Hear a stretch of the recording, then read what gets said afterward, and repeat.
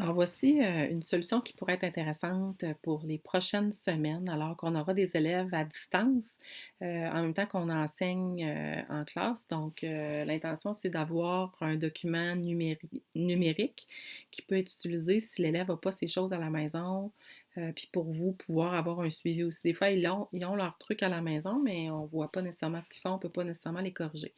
Voici classkick.com. Je pensais à quelque chose, par exemple, on pourrait utiliser GoFormative, on pourrait faire un Forms, mais ça nous demande des fois de reprendre quelque chose qu'on a déjà en main, puis de refaire en questionnaire numérique, ce qui peut demander quand même du temps. Classkick, quand on a... Bon, c'est sûr que la première fois, ça peut peut-être demander un petit peu plus de temps, mais après ça, ça va plus rapidement. Ce qui est intéressant, c'est qu'on peut utiliser des documents qui sont déjà faits, en autant qu'on les transfère en PDF avant. Puis on va tout simplement venir le mettre dans Classkick pour créer un devoir. Puis l'élève peut écrire dedans, annoter, soit en écrivant avec son clavier ou en écrivant s'il y a une tablette, peut écrire avec un crayon. En temps réel, vous pouvez voir ce qu'il fait. Et vous pouvez, vous aussi, lui répondre en temps réel. Fait que c'est quand même un outil intéressant. L'élève n'a pas besoin de se créer un compte. Il peut s'en créer un, mais il n'a pas besoin de se créer un compte parce qu'on peut tout simplement partager le lien du travail qu'on veut qu'il fasse. Il se branche, il le fait, puis ça fait en sorte que c'est beaucoup plus simple à utiliser. Donc, je vais me loguer. À partir du moment où vous avez un compte, on peut aller se brancher. Je vais faire ça ici à l'instant. Donc, voilà. Un coup qu'on est branché, on peut faire, je pense, avec le compte gratuit, le compte de base, on peut faire 20 devoirs. Donc, j'en ai déjà un ici, je vous montre ici, l'exercice sur le ressenti que je vais envoyer demain. Je vous montre d'abord c'est quoi, par exemple, si je clique dessus, je vois toutes les diapos, en fait, là, et je pourrais accorder des points, je ne suis pas obligée d'en mettre, donc tout ça. Et ce qu'on peut voir, si je le fais afficher, dans le fond, c'est un PDF d'un exercice que j'avais déjà, que j'ai en main, dans un document papier, que je suis allée mettre là. Et l'élève, lui, ben, il navigue dedans. Et ce qu'il va pouvoir venir faire, c'est par exemple, aller mettre, par exemple, s'il veut répondre à cette question-là, moi, je peux y ajouter une boîte de texte. Vous voyez ici, il y a déjà une boîte de texte qui est ajoutée. Ou si je ne veux pas me donner ce temps-là de plus à aller ajouter des boîtes de texte, l'élève, lui, ce qu'on peut lui expliquer, c'est qu'il vient tout simplement cliquer à l'intérieur puis écrire sa réponse. Il peut l'écrire comme ça. Il pourrait aussi l'écrire, s'il y a une tablette, il pourrait l'écrire avec un crayon ou son doigt. Il peut faire les mêmes choses, donc il peut venir effacer, donc il est capable de l'éditer quand même assez facilement. Ici, je viendrais recliquer à l'intérieur, puis il pourrait le jeter tout simplement. Donc, ça s'utilise quand même bien. Donc, si je reviens, puis après ça, pour pouvoir assigner à l'élève, ben, Assign est ici.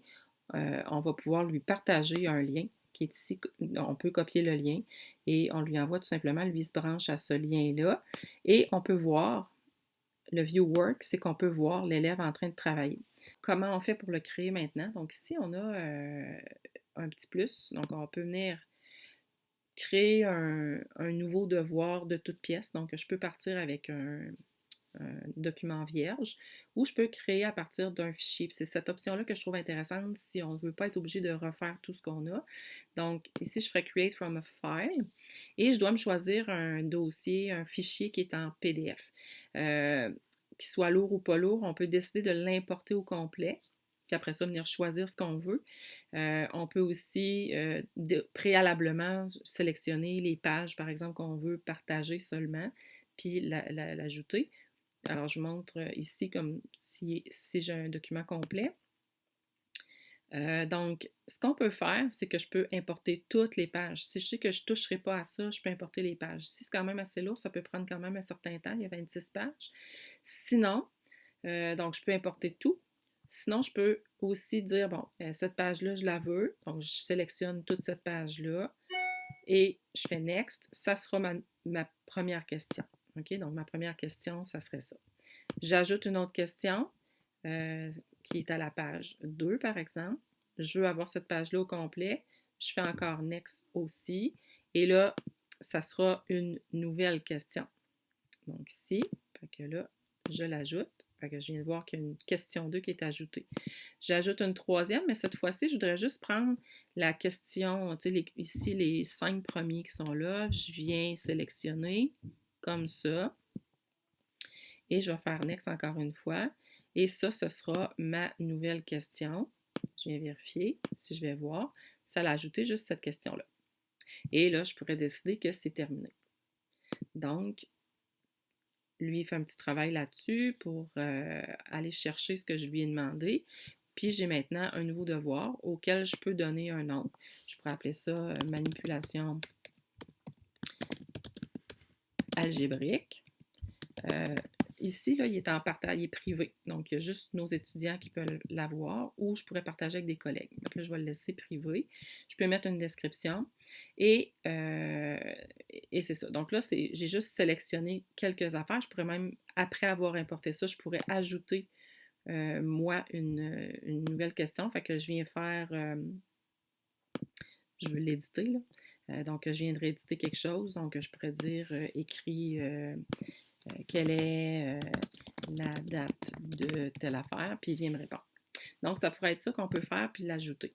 Bon, maintenant, si je reviens ici, je ne l'aime pas trop, fait que je l'enlève. Je vais le supprimer. Maintenant, je vais vous montrer comme, par exemple, si je l'importe au complet. Donc, je pourrais refaire encore Create from a file. Je peux avoir épuré avant, je fais ça.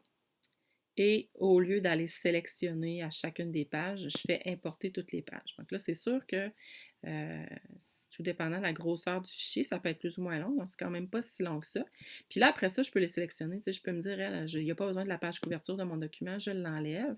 Il n'y a pas besoin des numéros 1 à 5, je l'enlève. Fait que je peux venir enlever ce que je veux à l'intérieur de tout ça. Puis je peux me dire, ben, aujourd'hui, c'était juste les questions, je ne sais pas, 1 à 5, puis c'est dans les. Je peux venir supprimer tout le reste. Bon, il y a cette façon-là de faire aussi. Je supprime avant ou je le supprime au fur et à mesure. Fait que là, je viendrais supprimer tout le reste de mon document parce que je vais me concentrer sur les premières. Bon, là, j'ai trop supprimé. Mais il y a ça qu'on peut faire aussi. Je fais Finish. Et là, un coup que c'est fait, je redonne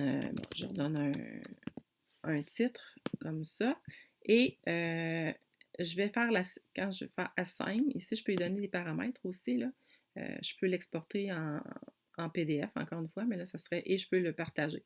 Ici, Assign, je pourrais me dire, ben c'est le cours, on crée un roster qui est dans le fond une liste.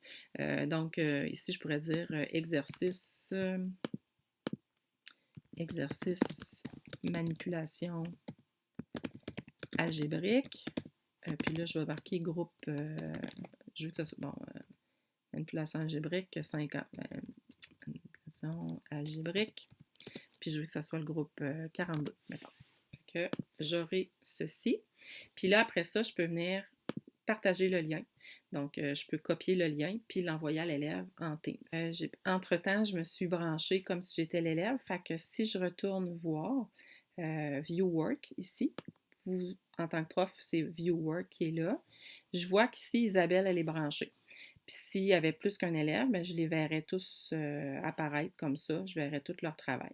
Fait que si je vais voir ce qu'Isabelle est en train de faire, par exemple, là, en temps réel, je vais écrire sur mon document. Vous m'excuserez là, parce que je ne suis pas sur la tablette.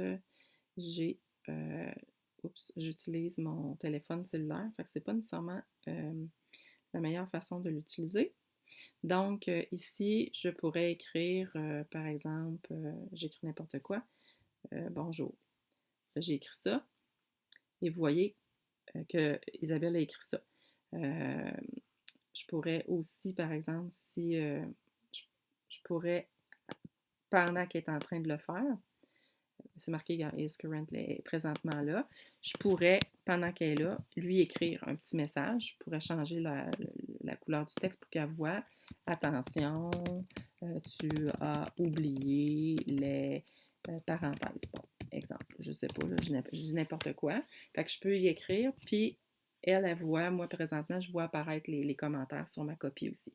Fait que c'est vraiment, il peut y avoir une rétroaction qui se fait en temps réel, puis vous voyez si l'élève est branché. Des fois, on a des doutes là, sur savoir s'ils sont vraiment en train de travailler, mais ça pourrait être une façon de voir s'il est en train de faire les choses. Mais il n'est pas obligé de le faire au moment où vous dites de le faire aussi parce que le lien est là, puis il peut le travailler de façon asynchrone aussi.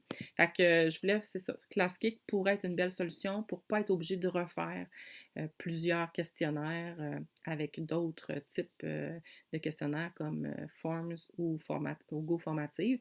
On peut utiliser des documents qui sont déjà faits, puis tout ce que l'élève a à faire, c'est d'aller écrire à l'intérieur. Voilà.